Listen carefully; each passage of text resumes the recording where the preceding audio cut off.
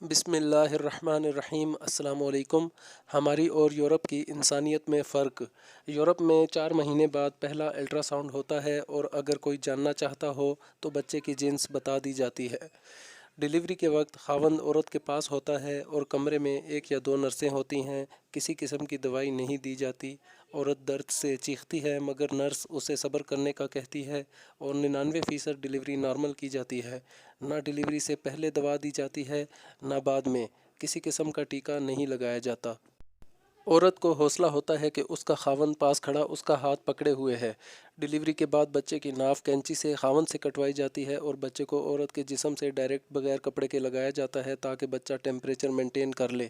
بچے کو صرف ماں کا دودھ پلانے کو کہا جاتا ہے اور زچہ یا بچہ دونوں کو کسی قسم کی دوائی نہیں دی جاتی سوائے ایک حفاظتی ٹیکے کے جو پیدائش کے فوراً بعد بچے کو لگتا ہے۔ پہلے دن سے ڈیلیوری تک سب مفت ہوتا ہے اور ڈیلیوری کے فوراً بعد بچے کی پرورش کے پیسے ملنے شروع ہو جاتے ہیں۔ پاکستان میں لیڈی ڈاکٹر ڈیلیوری کے لیے آتی ہے اور خاتون کے گھر والوں سے پہلے ہی کہہ دیتی ہے کہ آپ کی بیٹی کی پہلی پریگنینسی ہے، اس کا کیس کافی خراب لگ رہا ہے، جان جانے کا خطرہ ہے، آپریشن سے ڈیلیوری کرنا پڑے گی۔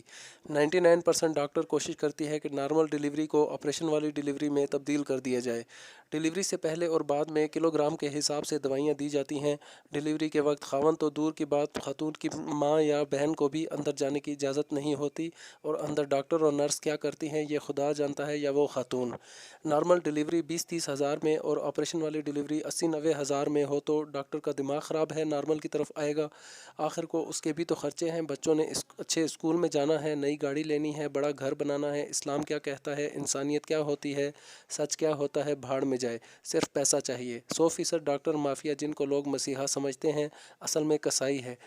اگر کسی کو شک ہے تو ان کے درمیان وقت گزارے، سب پتہ لگ جائے گا۔ صحت کا شعبہ پاکستان کے بڑے مافیاز میں سے ایک بن گیا ہے جہاں مریض انسانیت، دین، اخلاقیات نہیں صرف کاروبار ہوتا ہے۔